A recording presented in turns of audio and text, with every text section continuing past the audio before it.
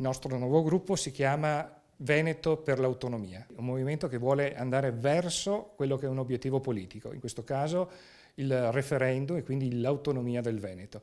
Un obiettivo che ci vede appunto consapevoli, anche in base alla nostra storia politica, che serve dare un segnale forte che parta proprio dalla gente, che parta dal risultato elettorale. Io spero ci sia un plebiscito per il sì e il giorno dopo però che non ci siano scusanti, che chi andrà a Roma, e in particolare il Presidente Zaia, dovrà essere consapevole della responsabilità che ha e che non deve contrapporsi, ma cercare appunto di portare a casa il maggior risultato nell'ambito delle deleghe, delle competenze, ma soprattutto anche dell'aspetto economico-finanziario di copertura e di risorse che rimangono in Veneto. La nostra scelta politica nascerà nell'ambito di quello che saranno delle valutazioni, nell'ambito del centrodestra, che è sempre stata la nostra identità anche nell'ambito politico, e quindi cercheremo di dar forza a quella politica che deve appunto riprendere dal territorio forza. Flavio è sempre stato un amico.